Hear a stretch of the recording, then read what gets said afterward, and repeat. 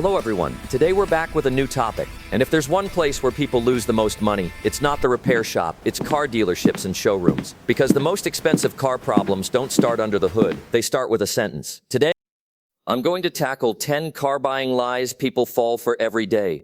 I've heard each one and then seen what they cost me. Stay until the end, because number one is one of those lies that silently empties wallets and that you need to be aware of. Let's get started. If you've ever bought a used car before, you've probably heard this before. Single owner. It looks clean, it looks safe. It looks like the car has lived an easy, peaceful life. But here's what most people don't realize. Single owner doesn't mean single driver. It doesn't mean gentle use. And it certainly doesn't mean the car has been well maintained. I've seen single owner cars that were used for deliveries, used in traffic every day, never properly warmed up and hardly ever maintained. I once inspected a single-owner sedan for a client. It turned out to be a small business. It had been used by 5 different employees forcibly. Technically, the car was telling the truth, but the story behind it, very different. That's what's important. Service records, cold starts, oil change intervals, wear patterns. I'd always prefer a car with 3 owners and a flawless maintenance history to the mystery of a single owner. So the next time you hear single owner, don't get excited. That car may have had 6 owners, but it's possible. What matters is whether they took good care of the car. Be curious, because this lie doesn't break engines quickly. It slowly breaks wallets.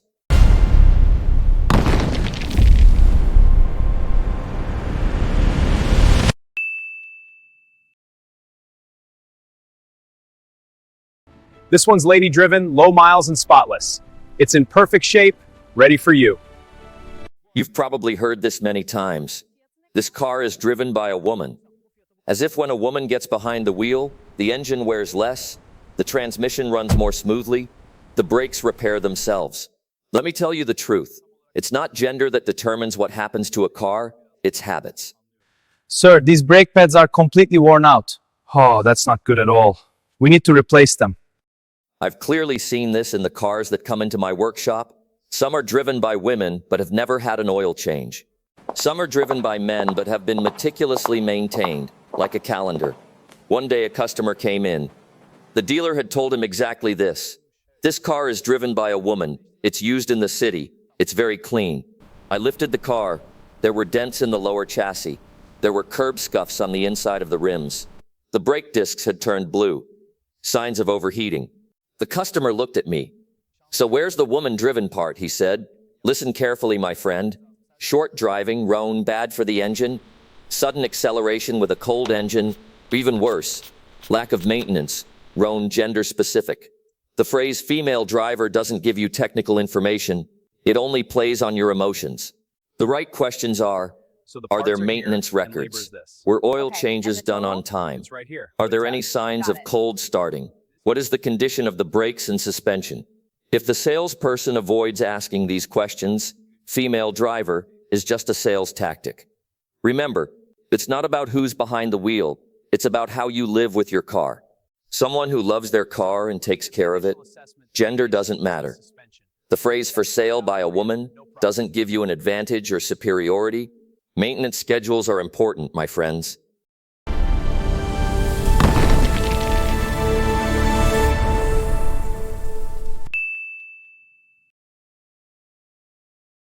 Brother, this car has always been used for long journeys, almost never in the city. When most people hear this, only one thought comes to mind. The engine must have run smoothly. Yes, sometimes. But most of the time, this statement is only partially true. There was a customer. The dealer told him, this car has always been used on the highway. The engine is like silk. I connected the car to the computer. I checked the engine's operating hours. Long journeys were made. That's true. But under load, constantly at high speed, constantly at a constant RPM, constantly overheated. See, long journeys are better than city driving, but not every long journey is innocent. Driving at 160 to 170 km/h continuously, turbo wears out faster. Using at high RPMs for extended periods, oil degrades faster. Heavy load, flat highway driving, transmission temperature increases. And the funny thing is, in most of these vehicles, the salesperson doesn't say long journeys but carrying loads. long distances but aggressive driving. I've seen it many times in the workshop, spotlessly clean from the outside. But there's play in the turbo. The transmission is knocking. The cooling system is worn. The phrase "only highway mileage" doesn't give you details, it tells you a story. The right question is, at what speeds was the vehicle used? Did it carry heavy loads? Is the turbo pressure healthy? When was the transmission oil changed?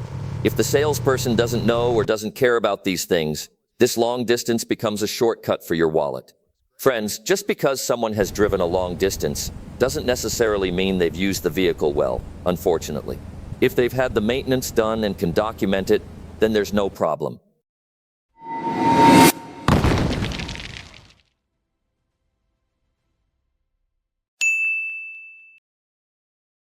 You feel reassured when you see this in a car advertisement.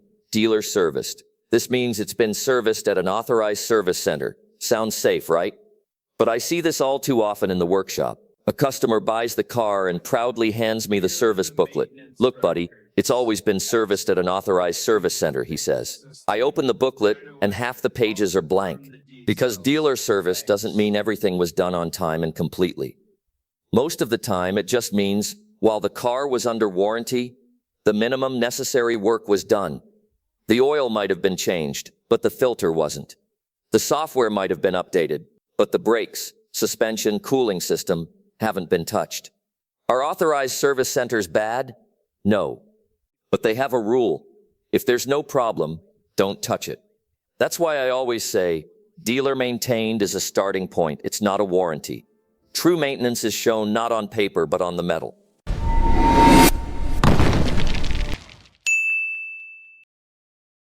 When you hear this, the seller's voice usually changes a little. Rare features, that is, rare equipment. Special combination, a model that's hard to find on the market, and most buyers make this mistake. They think if it's rare, it's valuable. But that's not how things work in the workshop. Last month, a customer came to our shop. He bought the car at a high price. His logic was clear. "Master, this car has rare features." I opened the hood. The mechanical parts were completely standard. I looked inside. Just different colored seat upholstery, air gauges on the trim, and rims that nobody wants. The sad thing is, truly rare things appreciate in value, but most rare features just mean equipment that's hard to sell. It has no effect on the car's performance. It's just visual. The reason it's rare on the market is because nobody wants it. And when it comes to selling it, that rare thing, the equipment, won't save you. Quite the opposite. Fewer buyers, longer waiting times, more depreciation. This means, so when buying a car, ask yourself, is this really rare? Or is it just the look, the engine modified? Or did the factory really produce a rare car? Or is it just a combination nobody prefers?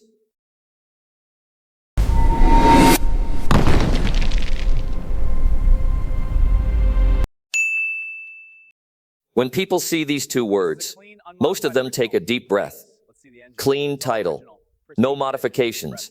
That's supposed to mean no accidents, no problems, a spotless history. At least that's what people think. But this is something I learned in the shop. A clean title does not mean a clean past. A customer came in. He had just bought the car, and he told me very clearly, "Jack, the title is clean, no accidents." I lifted the car, and what did I see? Weld marks on the frame, body panels that didn't line up, and underneath the body, bolts that never came from the factory. He said, "I checked the records. There's nothing there." Here's the truth. A lot of accidents are never reported.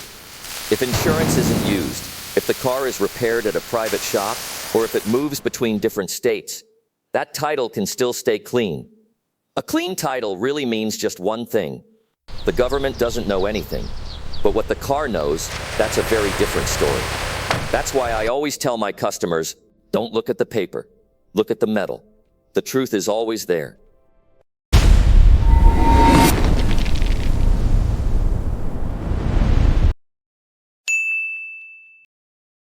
The previous owner was my friend. It was my cousin's car. It was a family car. I took very good care of it. When you hear these sentences, most people's defenses crumble. Because this isn't technical knowledge, it's an emotion. People think if they're buying it from someone they know, there's no fraud. But there's something I learned in the workshop. The most secretive cars are the ones with the biggest stories. A customer came in, he'd just bought the car. He told me exactly this. Jack, no problem, it was my uncle's car.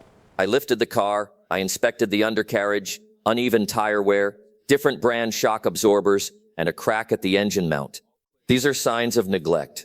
But nobody wants to blame uncle. That's where the power of this lie begins. When someone says it's my friend/family's car, people stop asking questions. They don't ask for service records. They don't want a cold start. They don't want to be lifted onto a lifting platform because the story is interesting. The reality is cold. But the truth is, a car doesn't care who drives it. If the oil hasn't been changed on time, the engine will take better care of you. If it's been used roughly, the transmission won't hide it. After a while, it will start making warning noises. And any neglect of maintenance will come back to haunt you one day. That's why I always tell my customers, a car has no relatives. It only has a history. Look at the traces, not the story.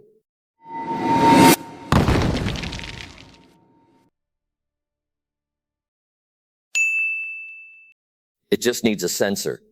This sentence seems innocent. It seems cheap, and it reassures you. Because everyone thinks, what can a sensor do? You just plug it in and take it out, that's all. But there's a harsh truth I learned in the workshop. Sensors don't break. Sensors tell you that something is wrong. I heard from a customer. He had just bought the car. The engine malfunction light was on. The salesman said, it's nothing, just a sensor. I was going to get it repaired, but I don't have time. I'm sure most of us have heard this phrase, haven't we? Write your thoughts in the comments.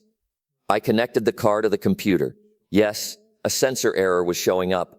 But why is the sensor screaming? I dug a little deeper. Vacuum leak, mixture error, catalytic converter overheating. What happens if you replace the sensor? The light goes out for a while, but the problem persists. It grows silently. And one day, a small sensor repair cost turns into a repair costing thousands of dollars. That's the trick of the lie. Saying it only needs a sensor actually means the car is telling us something, but we don't want to listen. Some salespeople don't know this, some do. But the result is the same. A sensor is the conscience of the car. When it remains silent, the problem is not solved. It is only postponed. This interior is impressive. That's why I always tell my The customers, space feels just don't turn right. off the warning light. Find the reason. Because cars don't lie. Lights ask for help. This allows for preventative measures to avoid bigger expenses, my friends.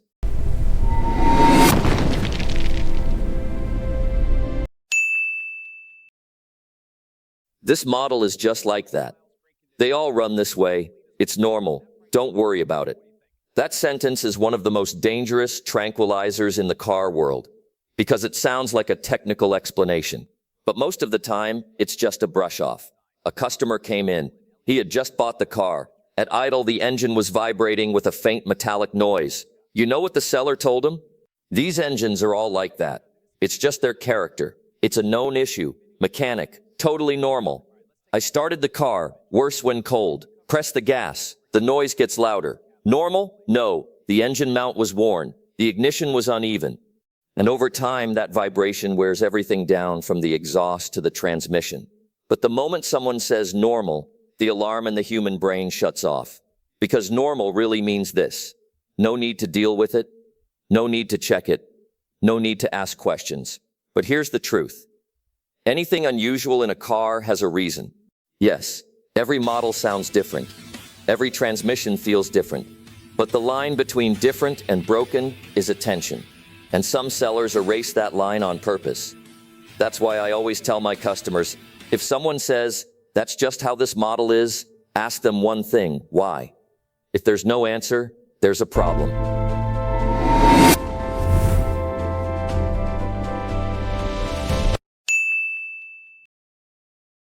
I'm selling it because I'm moving. This sentence seems innocent. It's logical, even somewhat human. Who doesn't sell their car when moving? But I learned this in the workshop. This sentence is usually a story, and stories are told to cover up the truth. The seller told him, I'm moving to another city. It's not worth taking the car.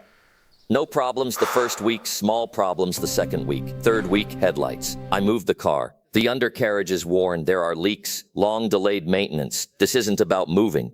This is about escaping. The truth is, People usually sell their cars when they start having the most problems. Yes, friends, that's a true statement.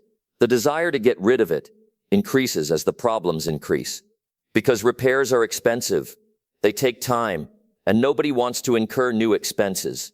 Saying, "I'm moving," provides fewer questions, less doubt, a clear conscience. But the car doesn't care about the story. Metal doesn't cling to lies. That's why I always tell my clients, don't look at the reason, look at the timing. If a car is sold the moment problems start, whatever the reason, stop and think twice. If someone tells you a lot of exaggerated stories while selling you a car, it means they aren't describing the car well enough. What about you? Have you ever seen a car sold under the pretext of "I'm moving" or other sales lies? Write in the comments. Don't forget to follow us until our next video. Goodbye.